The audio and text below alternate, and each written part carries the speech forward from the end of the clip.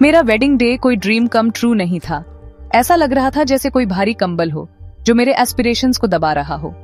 हवा में गेंदे के फूलों और अगरबत्ती की खुशबू भरी हुई थी, लेकिन मेरे लिए प्रिया इसमें कॉम्प्रोमाइज और एक अनचाहे फ्यूचर की महक थी। मेरे पेरेंट्स को लगता था कि वो मेरी हैप्पीनेस सिक्योर कर रहे हैं। उन्होंने विराज को चुना था, एक अच्छे खानदान का लड़का। वो स्टेबिलिटी और रिस्पेक्ट की बातें करते थे। मुझे तो बस दरवाजे बंद होने की आवाज सुनाई दे रही थी। मेरे अपने चॉइसेस धुंधले पड़ रहे थे। मेरा दिल एक खामोश रिबेलियन से दुख रहा था, जिसे मैं जोर से कहने की हिम्मत नहीं कर पा रही थी। वो कहते थे ट्रेडिशंस बहुत पुराने हैं। मेरी अनहैप्पीनेस भी उतनी ही पुरानी लग रही थी। रिचुअल्स बहुत इलैबोरेट थे, कलरफुल थे और बाकी सबके लिए मीनिंग से भरे थे। मेरे लिए वो बस मोशंस थे। मैं एक पपेट की तरह हिल रही थी, जिसकी डोर कन्वेंशन खींच रहा था। मेरी स्माइल एक केयरफुली पेंटेड मास्क थी। वो अंदर के टर्मोइल को छुपा रही थी। मैंने अपने ड्रीम्स के बारे में सोचा और पढ़ने की, दुनिया देखने की अपनी डिजायर के बारे में। अब मुझे एक ऐसी लाइफ से बांधा जा रहा था जो मैंने नहीं चुनी थी, एक ऐसे आदमी से जिसे मैं जानती नहीं थी। सीक्रेट फायर तेज जल रही थी, लेकिन मेरी ठंडी रिजेंटफुल स्पिरिट को इससे कोई गर्माहट नहीं मिल रही थी। मैंने सोचा, क्या किसी ने मेरे रोके हुए आंसू देखे, या उन्हें सिर्फ एक ड्यूटीफुल डॉटर, एक ओबीडियंट ब्राइड दिखाई दे रही थी। विराज, उसका नाम अब मेरे नाम से जुड़ गया था। मैं उससे बस कुछ बार ब्रीफली मिली थी। वो शांत लगता था, शायद शाय भी। हमारी बातें स्टिल्टेड होती थीं, मुस्कुराते हुए रिलेटिव्स की देखरेख में। मैं उसके बारे में क्या जानती थी, वो मेरे बारे में क्या जानता था। हम दो स्ट्रेंजर्स थे जिन्हें सदियों पुराने कस्टम्स ने एक साथ बांध दिया था। मेरे फ्रेंड्स ने लव मैरिजेस के बारे में, अपना रास्ता खुद चुनने के बारे में बातें की थी। उनके शब्द मेरे दिमाग में गूंज रहे थे, मेरे लिए बनाए गए रास्ते से बिल्कुल अलग। मुझे बहुत ज्यादा इनजस्टिस महसूस हो रहा था। मेरी लाइफ दूसरों के डिसीजंस पर क्यों डिपेंड थी, चाहे वो कितने भी वेल इंटेंशन्ड क्यों ना हो। जैसे ही सेरेमोनीज खत्म हुई, मैंने एक नए घर में, एक नए फैमिली में कदम रखा। वो विराज का घर था। उसके फैमिली ने खुले दिल से और प्यार भरे शब्दों से मेरा वेलकम किया। फिर भी मुझे एक आउटसाइडर, एक इम्पोस्टर जैसा महसूस हो रहा था। मुस्कुराहटें कुछ ज्यादा ही ब्राइट लग रही थीं, खुशी कुछ ज्यादा ही लाउड। मेरा अपना दिल सीने में एक भारी पत्थर जैसा था। मैं एस्केप करना चाहती थी, समय को पीछे ले जाने का कोई तरीका ढूंढ रही थी। लेकिन समय नदी की तरह बस आगे बढ़ता है। मैं उसकी धारा में फंस गई थी, एक अनजान समंदर की ओर बढ़ रही थी। ट्रेडिशन का वजन बहुत ज्यादा था। वो मेरे कंधों पर दबाव डाल रहा था, मेरी नई रियलिटी को शेप दे रहा था। एक ऐसी रियलिटी जिसे एक्सेप्ट करने के लिए मैं अभी तैयार नहीं थी। Gap 2S।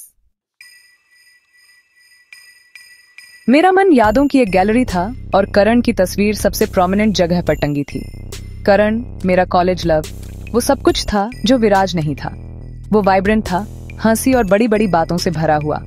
उसने एडवेंचर, पैशन और फ्रीडम से भरे फ्यूचर की एक पिक्चर बनाई थी। हम दुनिया घूमेंगे, उसने कहा था। हम कन्वेंशन को डिफाई करेंगे। उसके शब्द मेरे यंग, इम्प्रेशनेबल दिल के लिए पोएट्री जैसे थे। वो मेरे ड्रीम समझता था, या मुझे ऐसा लगता था। वो सूरज था और विराज उसके सामने एक दूर का फीका सा चांद लगता था। ये अरेंज्ड मैरिज उस वाइब्रेंट पास्ट के साथ एक बिट्रेयल जैसा लग रहा था। मेरी नई लाइफ के शांत पलों में कर्ण की आवाज मेरे कानों में फुसफुसाती थी। मुझे उसका इजी चार्म, उसका कॉन्फिडेंट अंदाज याद आता था। उसके पास मुझे दुनिया का सबसे स्पेशल पर्सन फील कराने का एक तरीका था। विराज दूसरी तरफ रिजर्व्ड था। उसकी प्रेजेंस अनअस्यूमिंग थी। वो कमरे को बॉयस्ट्रस एनर्जी से नहीं भरता था। वो स्टेडी था, शायद मेरी रेस्टलेस स्पिरिट के लिए कुछ ज्यादा ही स्टेडी। कॉन्ट्रास्ट बिल्कुल साफ था और इससे मेरा रिजेंटमेंट और बढ़ रहा था। मैं खुद को लगातार दोनों आदमियों को कंपेयर करते हुए पाती थी। विराज का हर क्वाइट जेस्चर करण के फ्लैम्बॉयंट डिक्लेरेशंस के सामने तोला जाता था। मेरी मैरिज के शुरुआती दिन इसी इंटरनल कॉन्फ्लिक्ट में बीते। मैं विराज को करण के लिए अपनी लॉन्गिंग से धुंधले हुए लेंस से देखती थी। अगर विराज धीरे से बोलता तो मुझे करण की कॉन्फिडेंट ऑरेटरी याद आती। अगर विराज घर पर एक क्वाइट इवनिंग सजेस्ट करता तो मैं उन स्पॉन्टेनियस आउटिंग्स के लिए तरसती जो करण ने प्रॉमिस की थी। ये विराज के साथ अनफेयर था, ये मैं कहीं गहरे जानती थी, लेकिन दिल की अपनी जिद होती है। वो उसे चिपका रहता है जिसे वो खो चुका मानता है। करण एक ऐसी लाइफ रिप्रेजेंट करता था जो मुझे लगता था मुझे चाहिए, एक्साइटमेंट और रोमांस से भरी लाइफ। ये नई लाइफ फीकी, प्रिडिक्टेबल लगती थी। मेरा खोया हुआ प्यार एक आइडियलाइज्ड फैंटम था। वो मेरी मेमोरी में परफेक्ट था क्योंकि हमारी स्टोरी अधूरी थी। कोई मंडेन रियलिटीज नहीं थी, कोई एवरीडे चैलेंजेस नहीं थे जो उसकी इमेज को खराब कर सके। वो यूथफुल पैशन का सिंबल बना रहा, उन चॉइसेस का जो मुझे लगता था मुझसे छीन लिए गए थे। ये फैंटम मेरे और विराज के बीच एक साइलेंट बैरियर बनकर खड़ा था। इसकी वजह से मैं देख नहीं पा रही थी कि मेरा हस्बैंड असल में कैसा इंसान है। मैं प्रेजेंट से ज्यादा पास्ट में जी रही थी। करण की हंसी की गूंज विराज की कॉन्वर्सेशन की जेंटल कोशिशों को दबा देती थी। मेरा दिल बंद था। एक ऐसे प्यार के भूत से गार्डेड था जिसे मैं अपना एकमात्र सच्चा प्यार मानती थी। विराज पेशेंस का एक जीता जागता उदाहरण था। उसने मेरी कोल्डनेस, मेरी अनकही अनहैप्पीनेस को जरूर महसूस किया होगा। फिर भी उसने मुझ पर कभी प्रेशर नहीं डाला। उसने वो वाइफली अफेक्शन नहीं मांगा जो मैं साफ तौर पर देने को तैयार नहीं थी। उसने बस मुझे स्पेस दिया। वो हमारे शेयर्ड घर में एक क्वाइट ग्रेस के साथ रहता था। वो समझता था, शायद मुझसे भी बेहतर, कि मेरे दिल को टाइम चाहिए। उसने खामोशियों को फोर्स्ड चीयरफुलनेस से नहीं भरा, बल्कि उसने उन्हें वैसे ही रहने दिया, मेरे अंदर चल रहे टर्मोइल की रिस्पेक्ट करते हुए। उसका पेशेंस पैसिव वेटिंग नहीं, बल्कि एक एक्टिव अंडरस्टैंडिंग थी। वो छोटे छोटे कंसिस्टेंट तरीकों से अपनी रिस्पेक्ट दिखाता था। वो हमेशा मेरे दिन के बारे में पूछता था। वो सुनता था, सच में सुनता था, जब मैं बोलना चाहती थी, जो शुरू में बहुत कम होता था। वो कभी इंटरप्ट नहीं करता था। उसे मेरी स्ट्रॉन्ग कॉफी की प्रेफरेंस याद थी, जैसी मेरी माँ बनाती थी। जब मैं रात देर तक अपने एग्जाम्स के लिए पढ़ती थी, जिन एग्जाम्स को जारी रखने पर मैंने जोर दिया था, तो वो इंश्योर करता था कि एक फ्रेश कप तैयार हो। उसने मेरी एजुकेशन जारी रखने की नीड पर कभी सवाल नहीं उठाया। असल में उसने चुपचाप इसमें मेरी हेल्प की, ये इंश्योर करते हुए कि मेरे पास किताबें और मुझे जरूरी शांत एनवायरनमेंट मिले। ये करण से बिल्कुल अलग था, जो अक्सर मेरे एकेडमिक परस्यूट्स को हमारे ग्रैंड प्लान्स के सामने सेकेंडरी समझकर डिसमिस कर देता था। मेरे फैमिली और अपने फैमिली के साथ उसके इंटरैक्शंस में ड्यूटी और अफेक्शन की गहरी भावना थी। वो मेरे पेरेंट्स के साथ बहुत रिस्पेक्ट से पेश आता था, अक्सर उनकी वेलबीइंग के बारे में पूछता रहता था। वो अपने एजिंग पेरेंट्स के लिए सपोर्ट का एक पिलर था। मैंने उसे फैमिली मैटर्स को एक ऐसी काम मैच्योरिटी के साथ हैंडल करते देखा जिससे मैं सरप्राइज रह गई। कोई जोरदार आर्ग्यूमेंट्स नहीं, अथॉरिटी का कोई ड्रामेटिक डिस्प्ले नहीं, बस शांत बातचीत, थॉटफुल डिसीजंस और रिस्पॉन्सिबिलिटी की एक ऐसी भावना जो उसमें इनेट लगती थी।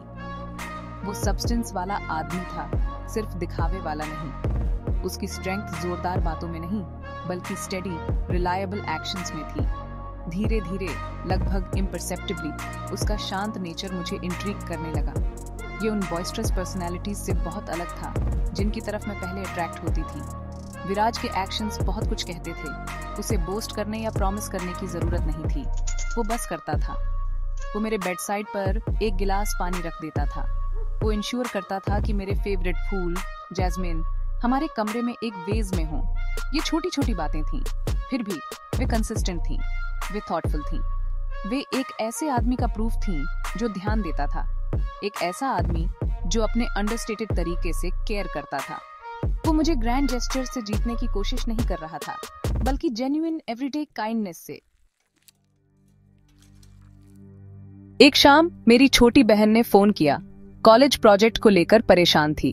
मैं उसे शांत करने की कोशिश कर रही थी, दूर से हेल्पलेस महसूस कर रही थी। विराज, जो उसी कमरे में पढ़ रहा था, चुपचाप उठा। वो कुछ मिनट बाद अपने लैपटॉप के साथ लौटा। उसे कुछ ऑनलाइन रिसोर्सेज मिल गए थे जो उसकी हेल्प कर सकते थे। फिर उसने धीरे से मेरी बहन से बात की, उसे प्रैक्टिकल एडवाइस और एनकरेजमेंट दिया। उसने लगभग 1 घंटा पेशेंटली उसे गाइड किया। मैं उसे देख रही थी, मेरे अंदर एक अजीब सी फीलिंग उठ रही थी। ये एक गर्माहट थी, उसके शांत हेल्पफुल नेचर के लिए एक अनएक्सपेक्टेड अप्रिशिएशन। करण को शायद ऐसी सिचुएशन परेशान करने वाली एक इंटरप्शन लगती। एक और बार मैं बुखार से बीमार पड़ गई। मैं मिजरेबल और इरिटेबल थी। विराज ने अनवेवरिंग डेडिकेशन के साथ मेरा ख्याल रखा। उसने इंश्योर किया कि मैं टाइम पर अपनी मेडिसिन्स लूं।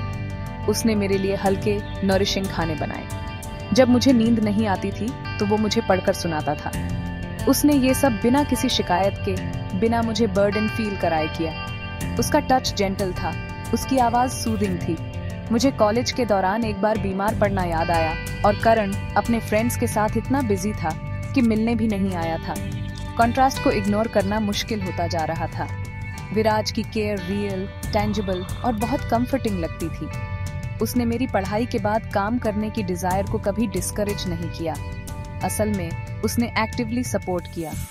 जब मैंने अपनी एबिलिटीज पर डाउट एक्सप्रेस किया तो वो चुपचाप एनकरेजमेंट के शब्द कहता। तुम इंटेलिजेंट हो प्रिया, उसने एक बार कहा था। तुम जो चाहो वो अचीव कर सकती हो। मुझ पर उसका विश्वास एक सरप्राइज था। करण हमेशा मेरे करियर को लेकर वेग रहता था। उसके अपने एम्बिशन सेंटर स्टेज पर रहते थे। विराज हालांकि जेन्युइनली चाहता था कि मैं अपने लिए सक्सीड करूं। उसने मेरा पोटेंशियल देखा, तब भी जब मैं अपनी अनहैप्पीनेस में इतनी खोई हुई थी कि खुद नहीं देख पा रही थी। ये मेरे लिए एक न्यू एक्सपीरियंस था। एक दिन मुझे उसकी एक छोटी पुरानी डायरी एक ड्रॉअर में रखी मिली। मेरी क्यूरियोसिटी मुझ पर हावी हो गई और मैंने अंदर झांका। वो बड़े बड़े विचारों से नहीं, बल्कि सिंपल ऑब्जर्वेशंस, पक्षियों के स्केचेस और पढ़ी हुई किताबों के नोट्स से भरी थी। उसमें एक दबा हुआ फूल था, एक ऐसा फूल जिसके बारे में मैंने हफ्तों पहले यूं ही कहा था कि मुझे पसंद है। उसे याद था, इतनी छोटी सी बात फिर भी ये एक ऐसी अटेंटिवनेस दिखाती थी जिसे मैंने एक्नॉलेज नहीं किया था। ये छोटे जेस्चर्स, उसके सच्चे कैरेक्टर की ये झलकियां मेरे दिल के चारों ओर बनाई दीवार को तोड़ने लगी। वे अंडरस्टैंडिंग के छोटे बीजों की तरह थे जो धीरे धीरे जड़ पकड़ रहे थे। लाइफ के सच सामने लाने के अजीब तरीके होते हैं जब आप लीस्ट एक्सपेक्ट करते हैं। एक दोपहर ग्रोसरीज की शॉपिंग करते हुए मैं कॉलेज की एक म्यूचुअल फ्रेंड से टकरा गई। यूजुअल हेलो हाय के बाद उसने करण का जिक्र किया। ओह करण, उसने थोड़ा झिझकते हुए कहा। उसकी कुछ महीने पहले शादी हो गई, बहुत लैविश वेडिंग थी। उसने अपने बॉस की बेटी से शादी की है, तुम्हें पता है। उसके लिए तो काफी स्टेप अप है। ये शब्द मुझ पर एक अनएक्सपेक्टेड झटके की तरह लगे। करण, जिसने सोसाइटल नॉर्म्स को डिफाई करने की बातें की थी, उसने कन्वीनियंस और एम्बिशन का रास्ता चुना था। हमारी कभी कभार होने वाली और ज्यादातर वन साइडेड कम्युनिकेशंस में उसने मुझे ये कभी नहीं बताया था। कुछ हफ्ते बाद, शायद अपने नए स्टेटस से हिम्मत पाकर या बस बोर्डम से, करण ने खुद मुझे फोन किया। उसकी आवाज अभी भी चार्मिंग थी, लेकिन उसमें एक ऐसी अंडरकरंट थी जिसे मैंने पहले नोटिस नहीं किया था या शायद इग्नोर करना चुना था। उसने अपनी नई लाइफ, अपनी वाइफ की इन्फ्लुएंशियल फैमिली, अपने तेजी से बढ़ते करियर के बारे में लंबी बातें की। फिर उसने कैजुअली मेरे बारे में पूछा। जब मैंने विराज का जिक्र किया तो उसने थोड़ा कॉन्डिसेंडिंग रिमार्क किया। अभी भी उस क्वाइट ट्रेडिशनल बंदे के साथ हो? कुछ लोग सिंपल लाइफ प्रेफर करते हैं, आई सपोज। उसका टोन डिसमिसिव था, लगभग तरस खाने वाला। चुभा, लेकिन वैसे नहीं जैसे पहले चुभता। फिर उसने मिलने का सजेशन दिया। पुरानी यादों के लिए, उसने कहा। उसकी आवाज कुछ ज्यादा ही स्मूथ थी। हमारे बीच कुछ स्पेशल था प्रिया, ये मत कहना कि तुम भूल गई हो। उसके शब्दों में एक मैनिपुलेटिव एज थी। उसने हमारे पास्ट को बढ़ा चढ़ाकर बताया, अपनी रेस्टलेसनेस और कमिटमेंट की कमी को कन्वीनियंटली भूलते हुए। उसे लग रहा था कि मैं अभी भी उसके लिए तड़प रही हूँ, इंतजार कर रही हूँ कि वो मुझे मेरी सपोजिटली डल लाइफ से रेस्क्यू करे। जिस करण को मैं याद करती थी, मेरे यूथ का आइडियलाइज्ड हीरो, वो मेरी आंखों के सामने, या यूं कहें मेरे फोन के रिसीवर के जरिए टूट रहा था। कॉन्वर्सेशन के बाद मुझे एम्प्टी और फूलिश महसूस हुआ। विराज के बारे में उसके शब्द जो नीचा दिखाने के लिए थे, असल में मुझे मेरे हस्बैंड को एक न्यू लाइट में देखने पर मजबूर कर गए। विराज की सिंप्लिसिटी, उसके ट्रेडिशनल वैल्यूज वीकनेसेस नहीं थे, वे उसकी इंटेग्रिटी, उसके ग्राउंडेड नेचर के साइंस थे। करण के grand plan, self serving ambition से ज्यादा कुछ नहीं थे। उसके प्रॉमिसेस खोखले थे। उसका दिखाया हुआ प्यार अब सुपरफिशियल लग रहा था, जेन्युइन इमोशन के बजाय एक परफॉर्मेंस। मास्क उतर चुका था और उसके पीछे एक ऐसा आदमी था जिसे मैं अब पहचानती भी नहीं थी, नहीं एडमायर करती थी। सच, हालांकि पेनफुल था, लिबरेटिंग भी था। सेक्शन 6, दिल का जागना, विराज को एक नई नजर से देखना। करण से हुआ डिसिल्यूजनमेंट एक सॉल्वेंट की तरह काम कर गया, मेरे दिल के चारों ओर की कड़वी परत को घोलता हुआ। अचानक मैं विराज को ज्यादा क्लियरली देख सकती थी। उसकी खामोशी खालीपन नहीं, बल्कि एक गहराई थी जिसे मैं समझ नहीं पाई थी। उसके ट्रेडिशनल वैल्यूज रिस्ट्रिक्टिव नहीं, बल्कि स्टेबिलिटी और रिस्पेक्ट की फाउंडेशन थे। वो दुनिया को इम्प्रेस करने की कोशिश नहीं कर रहा था, वो बस अपने प्रिंसिपल्स पर जी रहा था। उसकी कंसिस्टेंट काइंडनेस, उसका अनवेवरिंग सपोर्ट, मेरे मूड्स को पेशेंटली सहना, ये एक बोरिंग आदमी के साइंस नहीं थे, बल्कि एक बहुत अच्छे इंसान के थे। मेरा रिजेंटमेंट पहले हेजिटेंट, फिर बढ़ती हुई एडमिरेशन में बदलने लगा। मुझे वो स्पेसिफिक इंस्टेंसेस याद आने लगे जहां विराज ने इनक्रेडिबल कैरेक्टर दिखाया था। एक बार एक दूर के रिलेटिव ने मेरी पढ़ाई पर फोकस करने को लेकर हाउसहोल्ड ड्यूटीज के बजाय एक थॉटलेस रिमार्क किया था। मैं अपसेट और विथड्रॉन हो गई थी। विराज ने उस रिलेटिव को अग्रेसिवली कन्फ्रंट नहीं किया, बल्कि उसने बाद में फैमिली एल्डर्स के साथ एक प्राइवेट कॉन्वर्सेशन में शांति से और मजबूती से मेरे चॉइसेस को डिफेंड किया, ये इंश्योर करते हुए कि मेरे स्पेस और एम्बिशंस की रिस्पेक्ट हो। उसने मुझे इसका शो ऑफ नहीं किया, लेकिन मुझे बाद में पता चला उसने बिना किसी एक्नॉलेजमेंट के मेरी डिग्निटी को प्रोटेक्ट किया था। करण ने शायद एक ड्रामेटिक सीन बनाया होता या इश्यू को पूरी तरह डिसमिस कर दिया होता। मेरा पर्सपेक्टिव ड्रामेटिकली बदल गया। विराज में जिन क्वालिटीज को मैंने पहले ओवरलुक किया था, वे अब चमक रही थी। उसकी इंटेग्रिटी एक स्टेडी बीकन थी, उसका पेशेंस एक गहरा कुआं था, उसका प्यार, हालांकि बड़ी बड़ी बातों में नहीं कहा गया, हजारों छोटे कंसिस्टेंट एक्शंस में साफ दिखता था। वो मेरी इंडिविजुअलिटी की रिस्पेक्ट करता था, कुछ ऐसा जो करण ने फ्रीडम की इतनी बातें करने के बावजूद कभी सच में नहीं किया था। विराज चाहता था कि मैं रहूं, ग्रो करूं, अपनी हैप्पीनेस खुद ढूंढूं, भले ही इसका मतलब ये हो कि उसे मेरे साथ इसे पाने का इंतजार करना पड़े। ये रियलाइजेशन एक प्रोफाउंड अवेकनिंग थी। एक शाम मैंने उसे एक पुरानी फैमिली एल्बम देखते हुए पाया। उसके चेहरे पर एक हल्की सी स्माइल थी। उसने मुझे देखा और ज्वाइन करने के लिए इनवाइट किया। उसने अपने ग्रैंड पेरेंट्स, अपने बचपन की यादों, एक सिंपल हैप्पी लाइफ के अपने सपनों के बारे में बात की। कोई दिखावा नहीं था, कोई बनावट नहीं, बस ओपन ऑनेस्ट शेयरिंग थी। पहली बार मुझे एक जेन्युइन कनेक्शन महसूस हुआ इस आदमी को, जो मेरा हस्बैंड था, और बेहतर जानने की डिजायर हुई। पास्ट के साए पीछे हट रहे थे, मेरे दिल में एक नई रोशनी आ रही थी। ये अंडरस्टैंडिंग की रोशनी थी और शायद प्यार की शुरुआत। सेक्शन 7, खामोशी की जुबान, विराज का अनकहा प्यार। मैं समझने लगी थी कि विराज का प्यार वैसा लाउड डिक्लेरेटिव किस्म का नहीं था जैसा मैं कभी चाहती थी। ये एक ज्यादा शांत, गहरी जुबान थी। ये उस तरीके से बोली जाती थी जिस तरह वो इंश्योर करता था कि मेरे फेवरेट फल हमेशा फ्रूट बोल में हों। ये उस तरीके में था जिस तरह वो देर रात तक जागता, चुपचाप अपनी डेस्क पर काम करता, बस मुझे कंपनी देने के लिए जब मैं अपने एग्जाम्स की तैयारी करती थी। उसने कभी नहीं कहा, मैं ये तुम्हारे लिए कर रहा हूँ। वो बस करता था। उसकी खामोशी इंडिफरेंस नहीं थी, ये एक कंफर्टेबल स्पेस था जो उसने मेरे लिए बनाया था।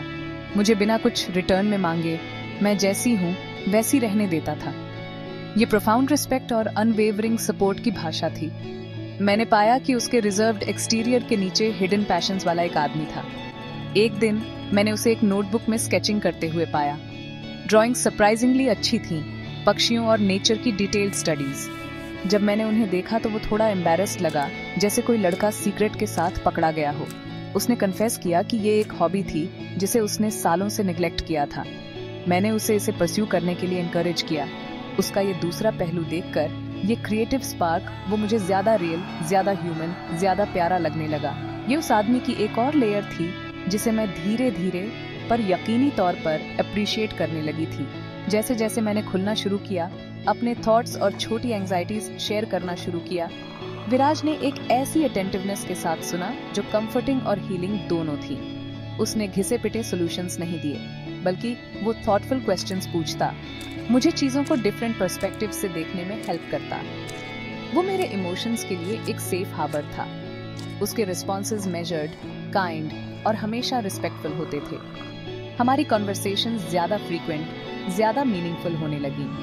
हमारे बीच की खामोशियां अब ऑकवर्ड या स्ट्रेन नहीं थीं, वे कंपेनियनेबल थीं, एक अनकहे अंडरस्टैंडिंग से भरी थीं जो हर दिन मजबूत हो रही थी। उसका प्यार उसकी कंसिस्टेंसी में था। वो हर दिन वही इंसान था, शांत, दयालु और कंसिडरेट। कोई अनप्रिडिक्टेबल मूड स्विंग्स नहीं थे। कोई ड्रामेटिक इमोशनल अपहीवल्स नहीं थे जो मैंने कभी कभी करण के साथ एक्सपीरियंस किए थे। विराज एक स्टेडी रॉक था। ये स्टेडफास्टनेस जिसे मैंने कभी डलनेस समझ लिया था, अब सिक्योरिटी का एक इनक्रेडिबल सोर्स महसूस होती थी। मुझे एहसास हुआ कि सच्चा प्यार हमेशा छतों पर चढ़कर चिल्लाता नहीं है। कभी कभी ये डेली लाइफ के शांत कामों में किसी ऐसे इंसान की स्टेडी प्रेजेंस में फुसफुसाता है जो सच में केयर करता है। विराज का साइलेंट लव उसके कैरेक्टर का एक पावरफुल टेस्टमेंट था। सेक्शन 8, वर्तमान को अपनाना, प्यार की एक नई परिभाषा। करण का भूत आखिरकार मेरे दिल से मिट गया। अब मैं विराज को एक आइडियलाइज्ड पास्ट से कंपेयर नहीं करती थी, बल्कि मैंने विराज को वैसे देखा जैसा वो था, एक काइंड, डिसेंट और लविंग आदमी। जो रिजेंटमेंट मैं इतने लंबे समय से लिए हुए थी, वो धीरे धीरे घुल गया। उसकी जगह पीस और ग्रेटिट्यूड की बढ़ती भावना ने ले ली। मैं उस लाइफ को अप्रिशिएट करने लगी जो मेरे पास थी, उस लाइफ को नहीं जिसे मैंने खो दिया समझा था। ये अरेंज्ड मैरिज जिसमें मैंने इतनी बिटरनेस के साथ कदम रखा था, अब हैप्पीनेस के अपने छिपे हुए पोटेंशियल को दिखा रही थी। ये एक शांत हैप्पीनेस थी, एक जेंटल अनफोल्डिंग, लेकिन ये रियल थी। मुझे एहसास हुआ कि प्यार की मेरी यूथफुल डेफिनेशन बहुत नैरो थी, पैशन और ग्रैंड जेस्चर्स पर फोकस्ड थी। विराज ने मुझे सिखाया कि प्यार का मतलब कंपेनियनशिप, म्यूचुअल रिस्पेक्ट और एक शेयर्ड लाइफ का शांत कंफर्ट भी हो सकता है। ये पेशेंस और अंडरस्टैंडिंग के साथ दिन ब दिन कुछ साथ मिलकर बनाने के बारे में था। ये एक दूसरे के ड्रीम्स को सपोर्ट करने और लाइफ के चैलेंजेस को एक टीम की तरह नेविगेट करने के बारे में था। प्यार की ये नई अंडरस्टैंडिंग ज्यादा मैच्योर, ज्यादा प्रोफाउंड और आखिर में उस फ्लीटिंग एक्साइटमेंट से ज्यादा फुलफिलिंग थी जिसका मैंने कभी पीछा किया था। मैंने हमारी मैरिज में एक्टिवली पार्टिसिपेट करना शुरू कर दिया, सिर्फ एक रिलक्टेंट पार्टनर के तौर पर नहीं, बल्कि ऐसे इंसान के तौर पर जो विराज के साथ फ्यूचर बनाना चाहता था। मैंने उसके काम, उसकी हॉबीज में इंटरेस्ट लेना शुरू किया। मैंने अपने एस्पिरेशंस को ज्यादा ओपनली शेयर किया। हम साथ में हंसने लगे, छोटे आउटिंग्स प्लान करने लगे, अपनी शेयर्ड मेमोरीज बनाने लगे। जो घर कभी एक अजीब जगह लगता था, अब घर जैसा महसूस होता था। उसका फैमिली, जिसे मैंने शुरू में दूर रखा था, मेरा अपना बन गया। इस बनते कनेक्शन में एक सिंपल ब्यूटी थी, एक गर्माहट जो हमारी एवरीडे लाइफ्स में समा गई थी। पास्ट को जाने देना एक भारी वजन उतारने जैसा था। मैंने प्रेजेंट को एक न्यू फाउंड लाइटनेस के साथ अपनाया। मैंने अपनी लाइफ में अपने हस्बैंड में अच्छाई देखी। मैं समझ गई कि कभी कभी जो हम सोचते हैं कि हमें चाहिए, वो असल में हमारी जरूरत नहीं होती। मेरे पेरेंट्स ने अपनी समझदारी में विराज में कुछ ऐसा देखा था जो मैं अपने प्रीकंसीव्ड नोशंस से अंधी होकर नहीं देख पाई थी। उन्होंने एक कैरेक्टर वाले आदमी को चुना था, एक ऐसा आदमी जो मुझे चेरिश करेगा, और धीरे धीरे मेरा दिल भी उसे बदले में चेरिश करना सीख रहा था, डीपली और सिंसियरली। सेक्शन 9, दिलों का सफर। प्यार वहां मिला जहां उम्मीद न थी। रिजेंटमेंट से प्यार तक का सफर रातों रात नहीं हुआ। ये एक धीमा ग्रेजुअल ट्रांसफॉर्मेशन था, जैसे कोई फूल एक एक करके अपनी पंखुड़ियां खोलता है। लेकिन जैसे जैसे हर पंखुड़ी खुलती गई, उसने और ज्यादा ब्यूटी और ज्यादा डेप्थ दिखाई। मैंने खुद को जेन्युइनली विराज से प्यार करते हुए पाया। ये मेरे यूथफुल फैंटेसीज वाला, चक्कर आने वाला, सांस रोक देने वाला प्यार नहीं था। ये एक ज्यादा स्टेडी, ज्यादा वार्म, ज्यादा कंफर्टिंग प्यार था। ये रिस्पेक्ट, अंडरस्टैंडिंग और शेयर्ड एक्सपीरियंसेस की फाउंडेशन पर बना प्यार था। ये एक ऐसा प्यार था जो घर आने जैसा महसूस होता था। मैंने विराज की दी हुई सिक्योरिटी और स्टेबिलिटी को डीपली अप्रिशिएट किया, सिर्फ फाइनेंशियली ही नहीं बल्कि इमोशनली भी। वो एक ऐसी दुनिया में मेरा एंकर था जो कभी कभी कैओटिक लग सकती थी। मुझ पर उसके अनवेवरिंग बिलीफ ने मुझे अपने गोल्स परस्यू करने का कॉन्फिडेंस दिया। उसकी क्वाइट स्ट्रेंथ कंफर्ट का सोर्स थी। उसका जेंटल अफेक्शन एक डेली रिमाइंडर था कि मुझे चेरिश किया जाता है। उसने मुझसे कभी बदलने के लिए नहीं कहा। वो मुझसे वैसी ही प्यार करता था जैसी मैं थी, और ऐसा करके उसने मुझे खुद का एक बेटर वर्जन बनने के लिए इंस्पायर किया। हमारा बॉन्ड हर गुजरते दिन के साथ मजबूत होता गया, म्यूचुअल केयर और अफेक्शन के धागों से बुना हुआ। अरेंज्ड मैरिज, जिसे मैंने कभी पिंजरा समझा था, मेरा सैंक्चुरी बन गया था। इसने मुझे सिखाया कि प्यार सबसे अनएक्सपेक्टेड बागों में भी खिल सकता है। इसने मुझे दिखाया कि ट्रू पार्टनरशिप एक परफेक्ट इंसान को खोजने के बारे में नहीं है, बल्कि एक इम्परफेक्ट रियल ह्यूमन बीइंग में परफेक्शन देखना सीखने के बारे में है। विराज मेरे सपनों का फ्लैम्बॉयंट हीरो नहीं था, लेकिन वो मेरी लाइफ का रियल हीरो था। वो आदमी था जिसने पेशेंटली मेरे दिल के ठीक होने का इंतजार किया था। वो आदमी जिसने मुझे अपने एक्शन से, न कि सिर्फ शब्दों से, प्यार का असली मतलब दिखाया था। आज जब मैं विराज को देखती हूँ, मेरा दिल एक गहरे और अटूट प्यार से भर जाता है। ये एक ऐसा प्यार है जो शांत, मजबूत और सच्चा है। हमारी साथ की लाइफ कोई ड्रामेटिक फेरी टेल नहीं है, बल्कि दो ऐसे लोगों की एक ब्यूटीफुल स्टोरी है जिन्होंने एक दूसरे को पाया, शुरू में अपनी मर्जी से नहीं, बल्कि जिन्होंने साथ मिलकर प्यार की दुनिया बनाने का फैसला किया। मेरे सफर ने मुझे सिखाया कि कभी-कभी दूसरों के प्यार और समझदारी से हमारे लिए चुने गए रास्ते हमें उन मंजिलों तक ले जा सकते हैं जो हमने अपने लिए कभी इमेजिन भी नहीं की होती। मेरी शादी, जो कभी मेरी मर्जी के खिलाफ थी, मेरी सबसे बड़ी हैप्पीनेस और प्यार की सबसे गहरी अंडरस्टैंडिंग का सोर्स बन गई।